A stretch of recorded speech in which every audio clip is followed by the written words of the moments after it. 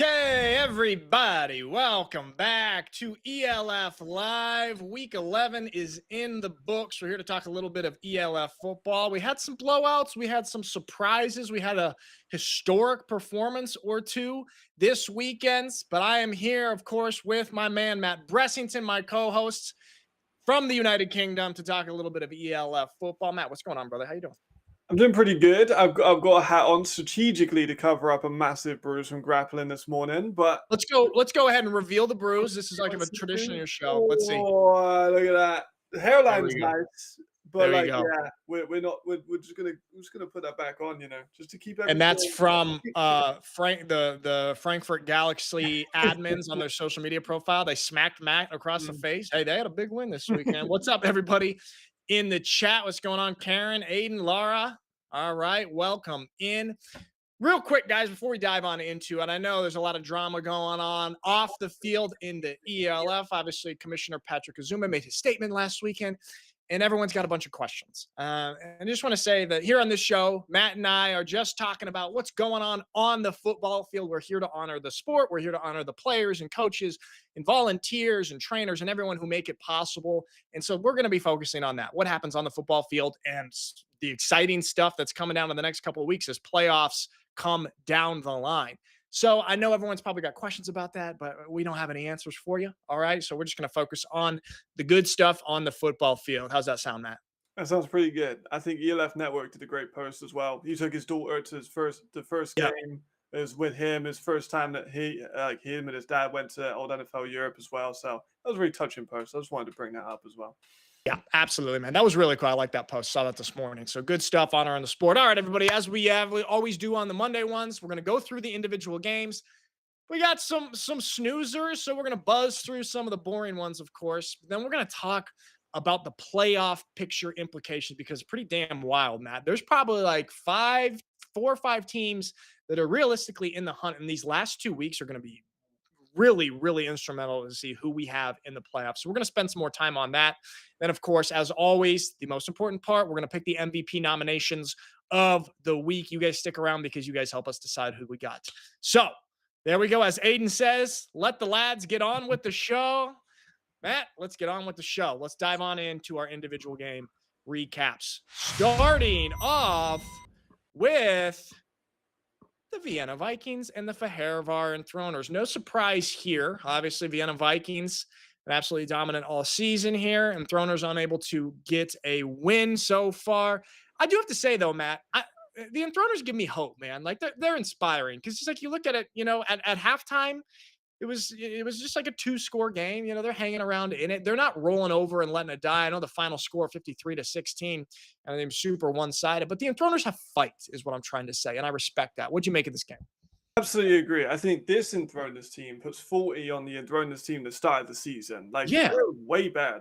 I think rightfully they moved away from their defensive and offensive line obsession with American defensive linemen. They got in Dennis, who's a very good safety. They brought in like more offensive line to help out, which is good. They got Potter, and he looks like a great linebacker who's kind of gone onto the radar as a really good signing. But they look solid, and like you say, very close game. Of course, they outlast most people. They have more depth than like most teams in the entire league. But like you say, I think the Enthroners, maybe next year we're looking at them as like the next Prague. You know what I'm saying? Yeah, if they go ahead and hire Matt Bressington in the offseason, yeah, maybe they can have a Prague Lions type results. ELF PDO Wasabi boys. What's up, bro? Welcome back into ELF Live. Karen Hogg, I know Karen's feeling excited about the Munich Ravens and them clinching that division right there. We're going to talk about your Munich Ravens, Karen. You relax. You guys are looking good. All right, so the Vienna Vikings steamer. Ben Holmes had 6 touchdown passes, just 1 pick, pretty solid there. Ben Holmes, and also, you know what? His accuracy was quite good. Something that bothered me a little bit at the first half of the season, but he was 17 for 23, pretty solid there. Vienna Vikings, absolutely dominant, as they tend to be. All right, let's move on to another dominant performance. One-sided here, no surprise, but it's the Paris Musketeers dominating the Cologne Centurions. Matt, got to talk about Paris, man, because they're one of the teams, and if we'll show that graphic a little later. Currently, they're not in the playoffs. Okay, they're sitting at 6-4. This is a team that did make the playoffs last year, lost in the wild card round to Munich. A lot of talent here. What do you think about Paris as we're headed into these final couple of weeks here? And anything you got from this game?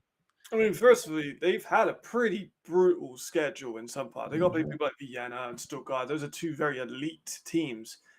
But they showed a lot of their depth options. You look at just a receiving board, like of which players caught passes in this game. It just goes on and on and on and on and on forever. So Paris have a lot of depth. Jaden Henderson is now in pretty damn good form. He got 6 touchdowns. Defense is the jacked out rail defense. It's been a bit loose a little Sure. bit last, against Vienna. They allowed a lot of points, but they're if they don't make the playoffs, I would go on a limb and say it's the best team in ELF history to ever never make the playoffs. I would probably put that label on them. Sure.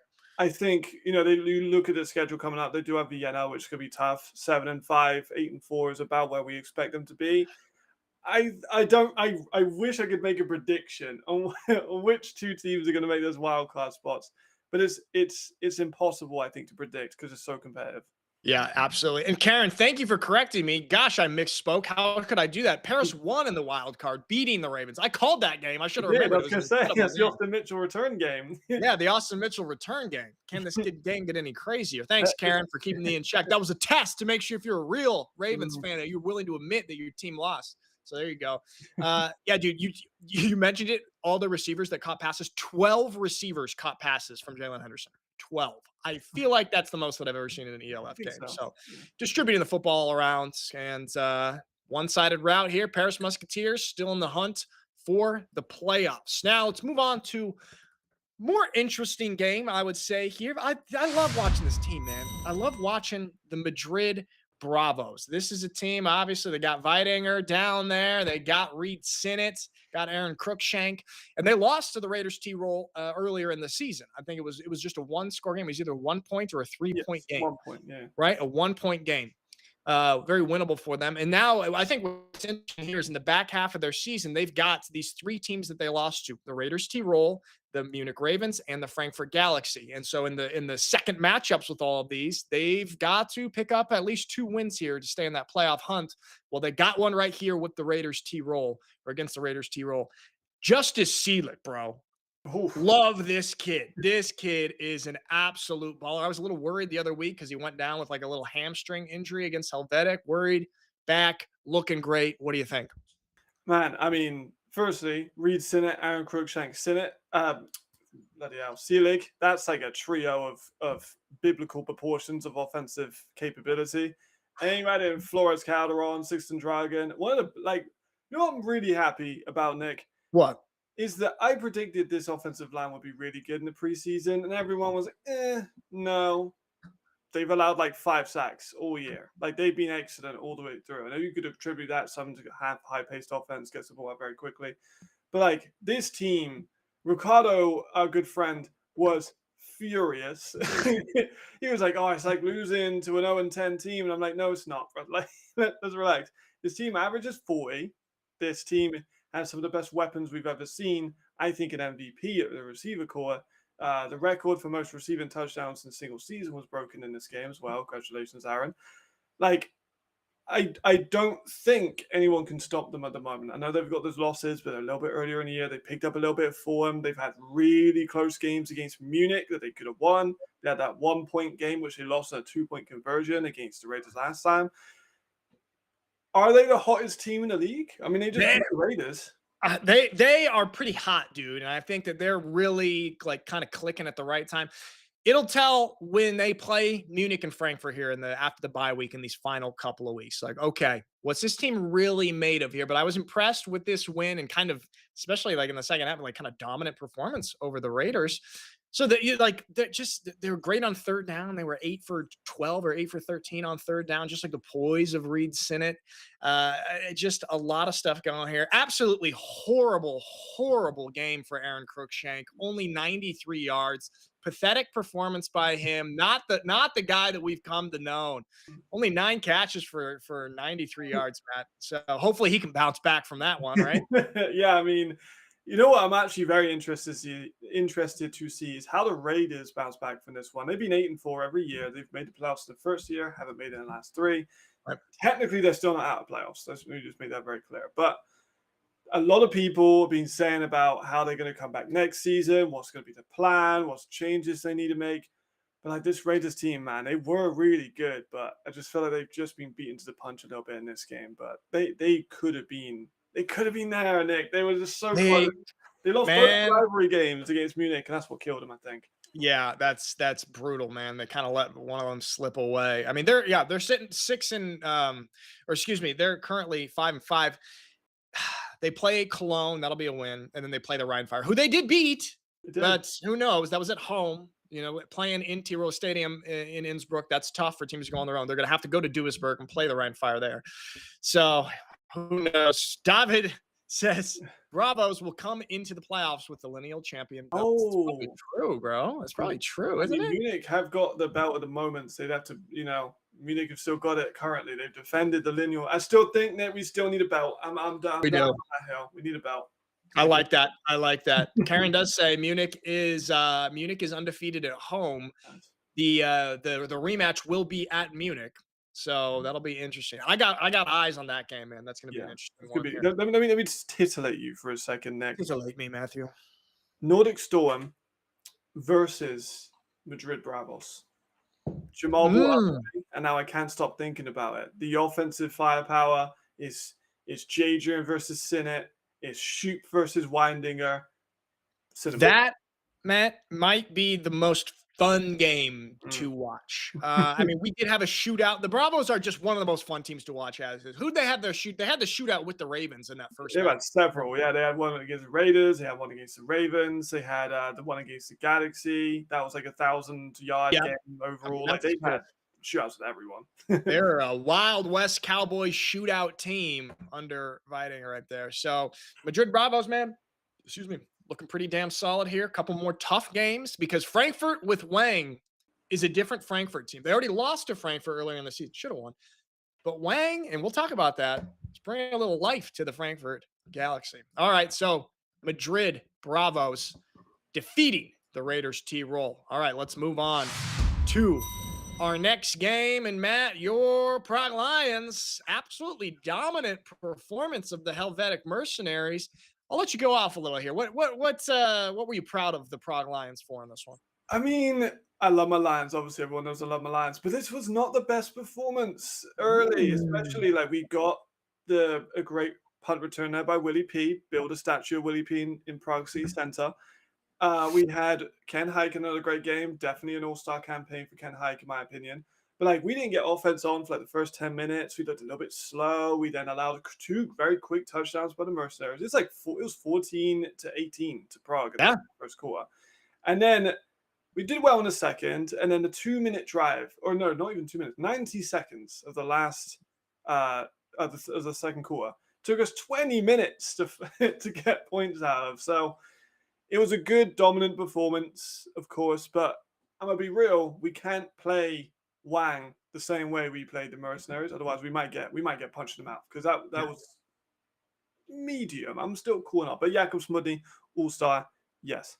Yep, there you go. I mean, you guys are currently 6-4, right? And your last 2 games is the Helvetic Mercenaries again, okay, presumably a W, and then the Jameson Wang Frankfurt Galaxy, which you guys got that W early on in the season, Matt. Good for you, but who knows? Like I said, this is a different Frankfurt team with Wang. So Prague Lions stomping out the Helvetic Mercenaries to rise to 6-4. All right, Matt, let's go on to the biggest surprise of the weekend. We no longer have an undefeated team in the ELF 2025 season. The Nordic Storm came down to Purple Hell PSD Bank Arena to play the Frankfurt Galaxy, the new and improved Frankfurt Galaxy, I might say. And they lost. Matt Bressington, 35-20. Big surprise here, I think, for a lot of people. Tough game for our boy Jadrian. 4 interceptions. Granted, some of those were with tips, but not his best showing. You could tell it was just not top tier Jadrian. What'd you make of this one, Matthew? Man, there's so many different angles I could approach this for. Firstly, MVP race. Is that going to push Jadrian outside of MVP race? I know that's something that people are going to talk about. My former teammate Jarvis is, he's 2/3 of our ELF Live broadcast duo, like trio, I guess, have played with Toby Naylor. So shout out Toby Naylor as well. I think Wang is a revelation to the Galaxy. Me and you, we love Wang. He's been incredible. On the ground, he gets 100 yards.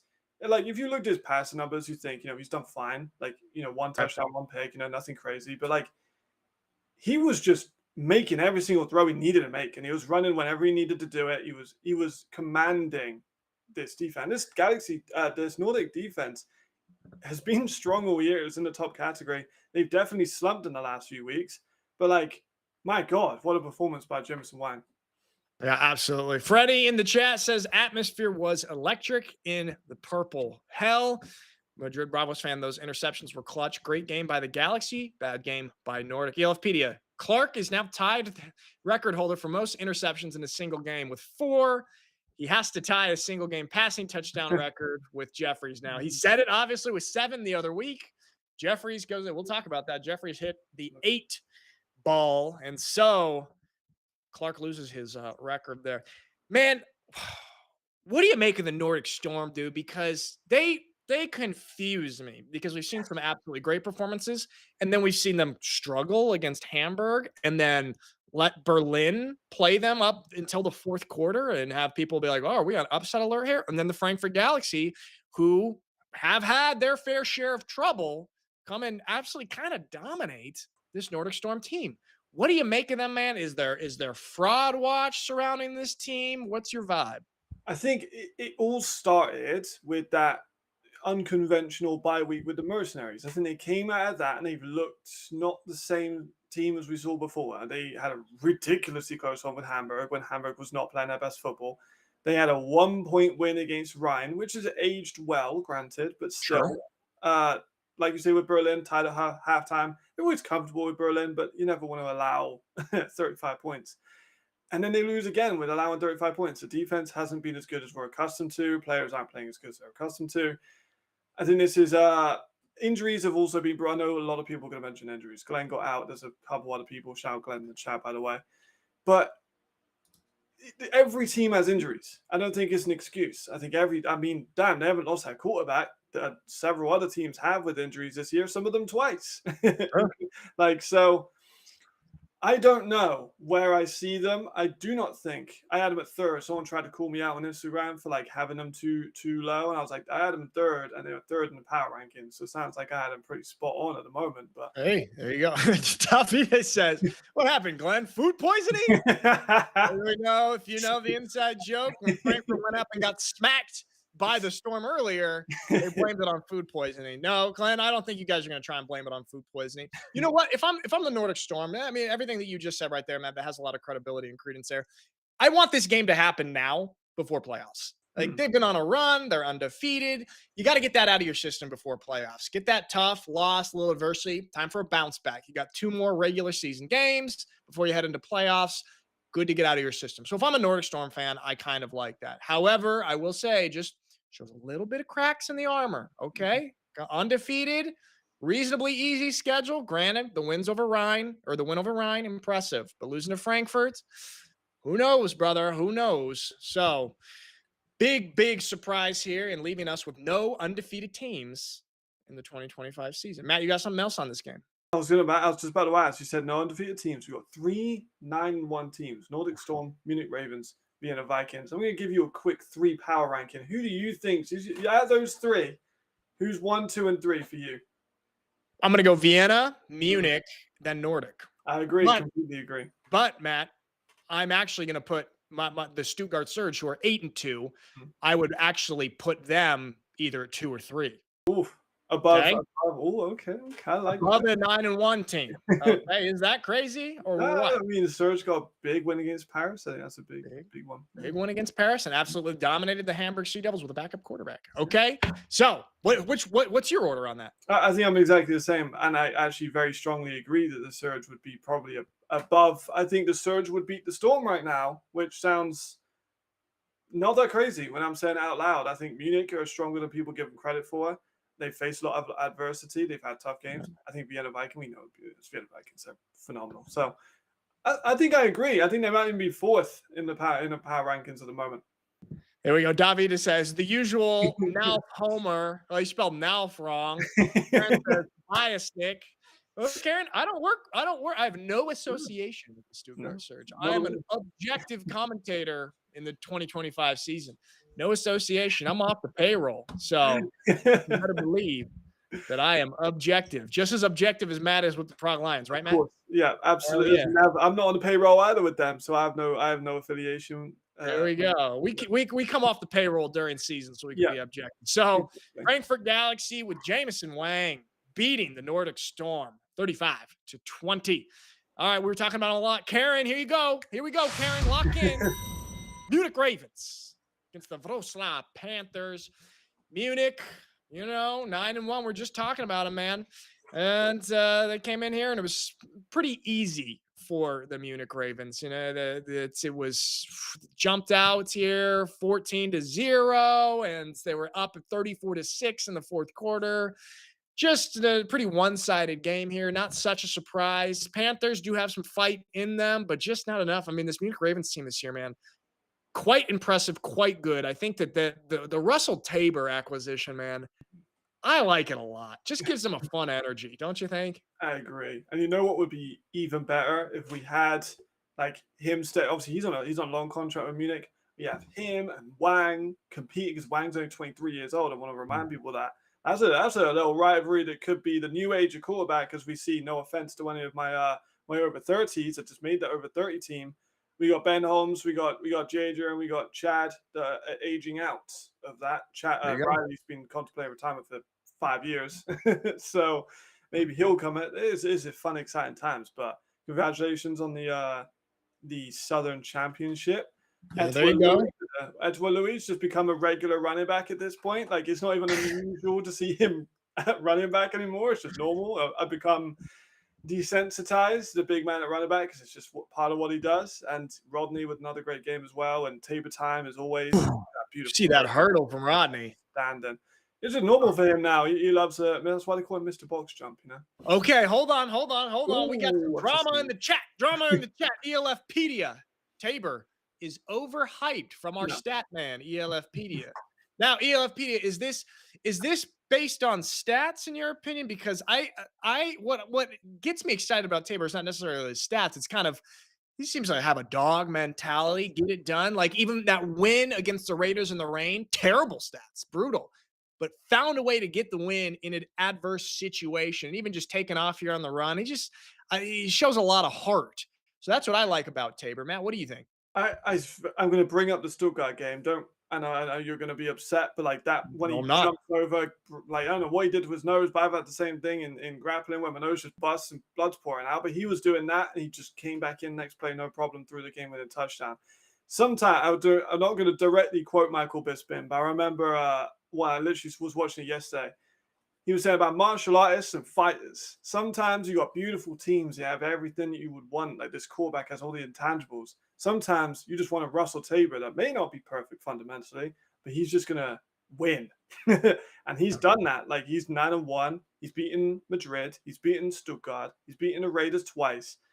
And all of those are like dog victories. You know what I mean? He showed toughness in all of them. Exactly. So ELFpedia says bad accuracy, too many interceptions. His rushing is good, but for me, a quarterback is a passer at first. He's a little bit of a gunslinger. I mean, he's young, okay, first year in the league, and yeah, he does throw some picks here and there, but he's an exciting jolt of electricity for the Munich Ravens. And look at them; they're having their best season so far at 9-1, clinching the South Division. Congrats to the Munich Ravens. All right. There we have it. Moving on to our last two games. Here we go. The Stuttgart Surge dominated the Hamburg Sea Devils, and actually they did this with a backup quarterback. Lars Heydrich stepped in. Riley Hennessy got a little banged up or tight in warmups, decided to sit, and the team was still able to dominate with a backup quarterback. Lars Heydrich actually pretty 20 for 30, almost 300 yards, 3 touchdowns, and 1 pick. I mean, better stat line than a lot of starters in this league, right, Matt? Absolutely. I love Lars. I think he's done a great job this season. He's been kind of like not like a spot starter, but has come in when Riley hasn't played and was played very well. Like you say, he has better stat lines than most of the quarterbacks in the league at this point. Like he's did very well. Tommy Wall with a good show as well. Lewis Geyer is just in full form. They needed him to come through on the playoffs, and it seems like he's going to. You got Nico Bang as well with another double-digit tackle performance. Nico Excellent this year. Bang. Love One of the that. best nicknames in the league. There you Like, go. it was a clinic. I think Hamburg, they bring in a new quarterback. It was very late because Micah Leon, yeah, two trips on IR. It's brutal. Tough. So I Tough. don't see that's rough. Chris Mackay, obviously when you have a quarterback go out, you get a new one in. Chris Mackay is going to be the defensive focus. So he was kind of shut out a little bit, but this rookie of the year, man, it's incredible. You got Sealy, Kaya, Foster. You could go for even Asan Moore. Like there's so many options. It's even more competitive than last year, and I didn't think it could get even more competitive than last year. Speaking, man, we just got the future's bright here with some of these young stars. And you were also just talking about two. I don't know if they're eligible for rookie of the year, but two young quarterbacks with Tabor and Wang. Also, like, hey, a lot of young talent in the European football world. So Stuttgart Surge easily handling the Hamburg Sea Devils. And let's get on to our last game where we had a little bit of history made. The Rhine Fire, absolutely dominant. And Chad Jeffries topping our boy Jadrian's single game touchdown passing record with 8. And his favorite target, Matt, was Harlan Quofi, who had 9 catches, 6 of them touchdowns. 6 touchdown receptions for Harlan Quofi, 154 yards. Matt, absolutely dominant performance by these two and the Rhine Fire in general. What'd you make? Firstly, just want to say Tabor is not eligible for rookie of the year because he's American. There you go. Discrimination against us Americans. But maybe we'll have an amendment. But still, personally, I think you should keep with the Europeans. But Harlan, man, oh my gosh. We've talked about it before. Like when he's healthy, he's one of the best receivers in the league, regardless of nationality. 6 touchdowns, man. And like, he didn't just like these numbers that he's putting up. A is how he's doing it, like a variety of touchdowns he was scoring. B, did you see that toe tap on that sideline? That catch he got wasn't one of his touchdowns, but like an incredible toe tap. 3, like he's the best blocking receiver in the league by a landslide. Like not even close when it comes to. He's a better blocker than some lineman in terms of his technique and his ferocity. He's an absolute monster. 154 yards, 6 touchdowns is just, unseen, literally. And great to see it in Dusseldorf too. He's an absolute superstar in that city. Like he is the guy in that town. And there we go. And Chad looking like his old Chad form is 22 for 24, just accurate as hell. Berlin, which is usually a passing team, I couldn't get it going in the air. Sullivan just 69 yards. You know what they did do, Matt? You know what they did do? Did they run the ball? They outrushed Rhine Fire. There you go, Berlin. I always like to give Berlin a little bit of props when they actually run the football. Rushing 115 yards for Berlin, 109 for the Rhine Fire. So, hey, at least you won the rushing battle right there. This one, absolutely one-sided here. And I think both of these guys, 2 of these guys will be on our MVP conversation in a couple of minutes. So, the Rhine Fire up to 6-4, and we're going to take a look here in a second at our playoff picture. But those are individual game recaps. Lucas, if you want to just throw up what we've got there they are. I think the most interesting game, Matt, was the Frankfurt Galaxy Nordic Storm one. Wouldn't you agree? I would absolutely agree, but I think all that's important as well is just like all those teams that were in the playoffs that were winning, all of them. Prague won, Paris won, Rhine won, so it keeps all of it still super like unfathomably competitive at the top of the divisions. Okay, speaking of playoffs, and everybody lock in here because this is wild. All right, Lucas, throw up the playoff picture. Okay, currently, notably, the Paris Musketeers out, Madrid Bravos in.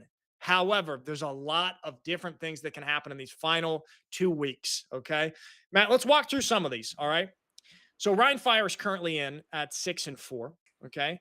Their final 2 games are the Raiders T-Roll and the Nordic Storm. These are 2 teams that they actually lost to, okay? So there is a danger of them going 6-6, and if they do that, then they're out. If they win one, they're at 7-5. If they win both, they're in a pretty good position here.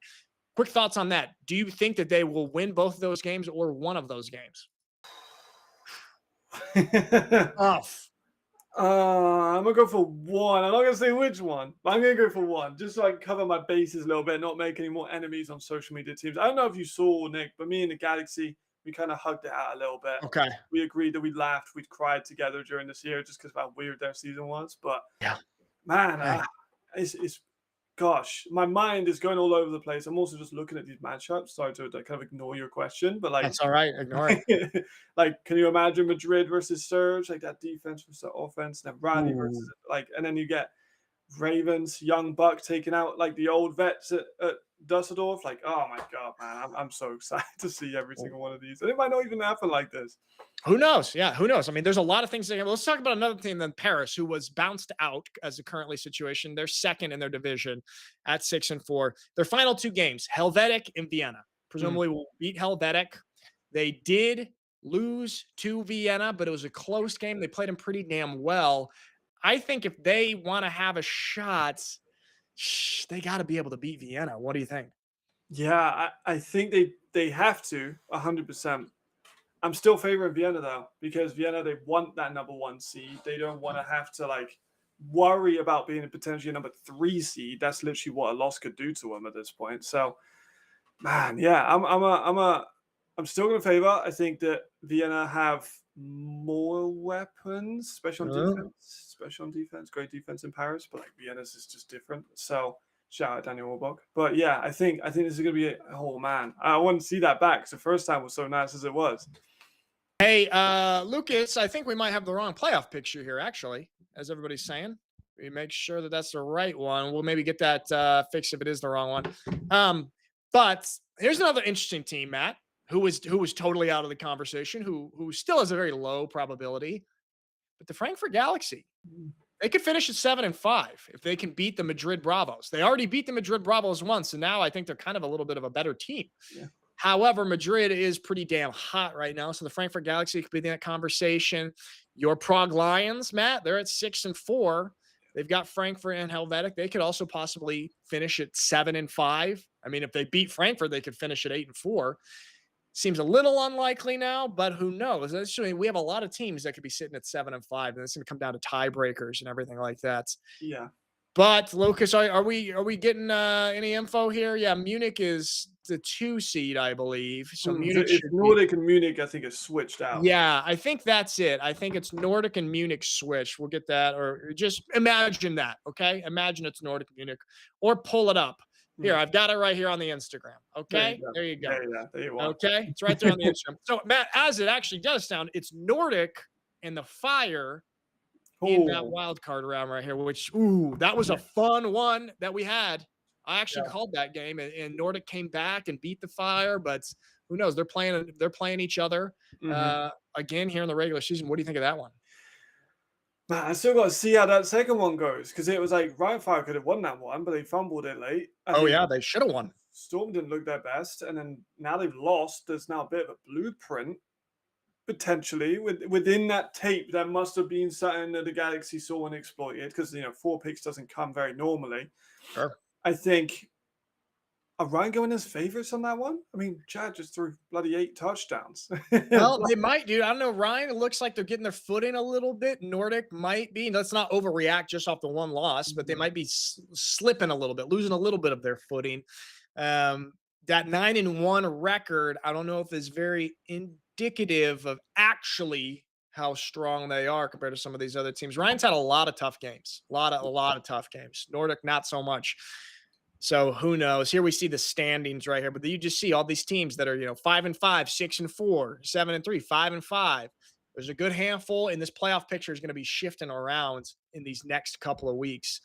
A lot of good ball to be played there. All right, Matt, there we have it.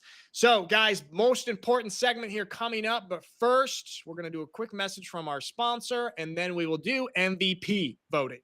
Be right back. Maximize your water and detergent savings with iDOS and the Home Connect app with detergent scan. Discover it at Euronics. All right. Thank you to Euronics for making the show possible. And now a thanks to another one of our sponsors, Citizen, for our Citizen MVP of the Week segment. You guys, you all know the drill, all right? So fire away in the chat, whichever platform you're watching on here. We've got our guys who are in the conversation. If there's somebody that we don't have, put them in there. Make your case. This is an interactive show. You know the drill. But I'll start off here with a young buck who is going to be in the conversation, Justice Seelig. 16 rush, 237 total yards, and 2 touchdowns, getting it done through the air and on the ground. So versatile, young athlete with a lot of promise. 2 Division I scholarships already. More to probably come. Justice Seelig in the combo this week, Matt. And then his teammate Reed Sinnett. I don't know how many appearances he's had on this one, but he's had a damn few, that's for sure. 27 for 39 on this one, 363 yards, 5 touchdowns. I believe he also had a rushing touchdown, so 6 total. And then also the win, which is a big one for a lot of people. Beat the Raiders, which has a potential playoff clinching win. So I think that adds a little bit of weight to it, don't you think? I think it adds weight who they played there, because the Raiders are no pushover here. I know there's stuff we don't like about them, but that's a solid opponent. So I think that should come into play. Now, our other next 2 who also played fantastically against a little bit of a weaker opponent here. Chad Jeffries, 22 for 24, 306 yards, and 8 touchdown passes. You know what's crazy, Matt? I don't even know if he's going to get nominated. No, that's crazy thing. I don't know. I mean, he's in the conversation, but who knows? Because, Matt, who was he throwing to?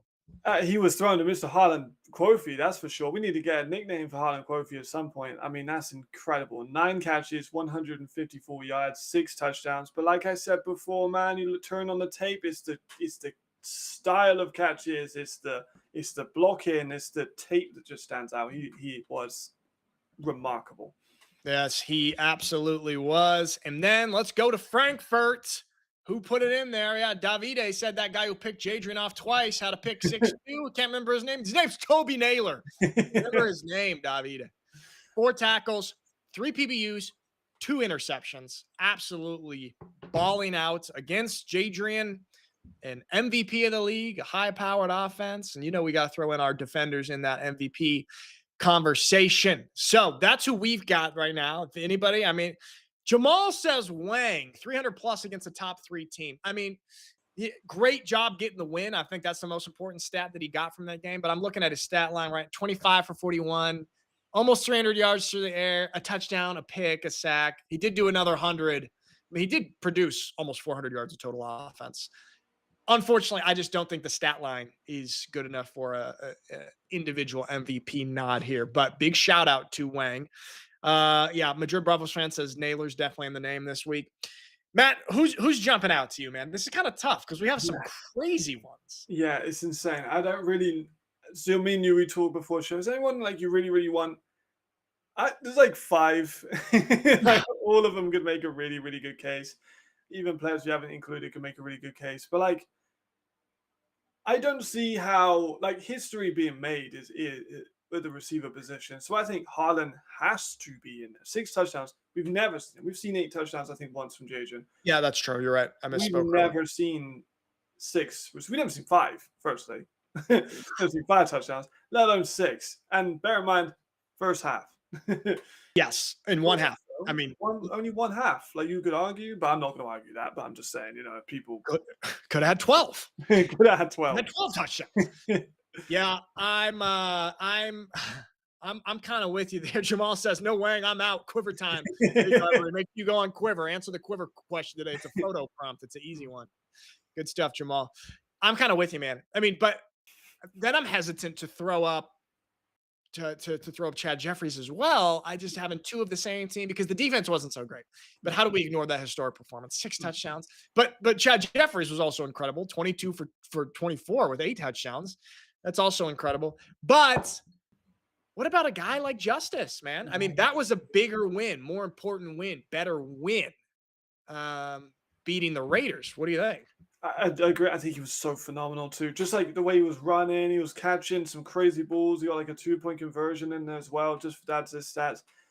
Like he was exceptional. That's one of the best running back performances I think I've seen all season. And but like the rushing tight was wide open. I know he does a lot of receiving, but like I think if I'm picking 2, I'm waiting in defensive. Berlin don't have a great defense.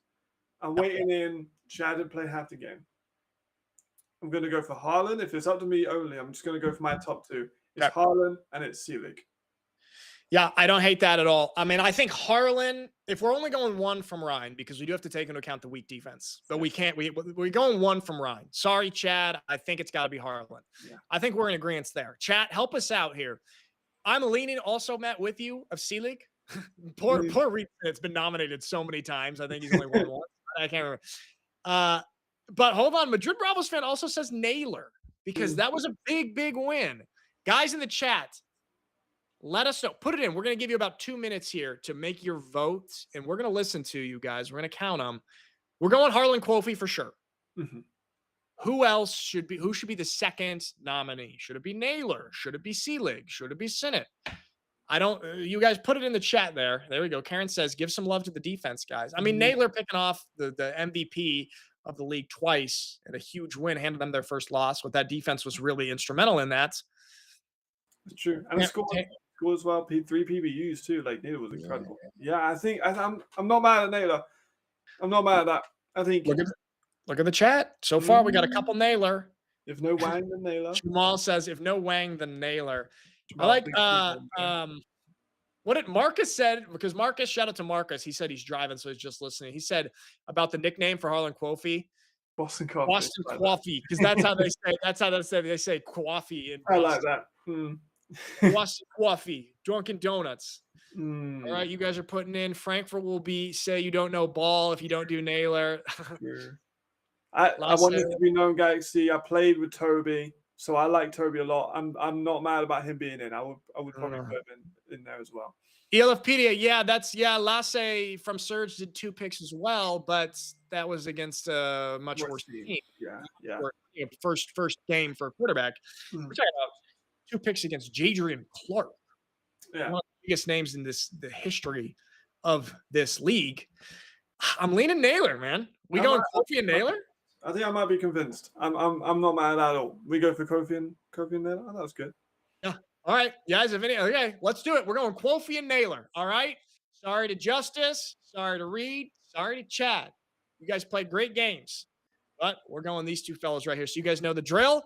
Go on the Instagram story of the European League of Football in the next 24 hours, and you vote. And you get somebody up there to be our citizen MVP of the week. There we have it, Matt. Week 11's in the books. We're heading into the bye week. Take a little time off. Maybe I know a lot of players are going on vacation. Matt, what are you going to do this weekend? No ELF football. I think I'm going to go see my girlfriend up in Swansea. And then I think my friends wanted to do go to all you can eat and go for just a disgusting amount of food. So I might do that. There you go. Well deserved. All right. Enjoy that, brother. Everybody in the chat, thank you for joining us. Have a great day. Have a great week. And we will see you again on the next one. Peace.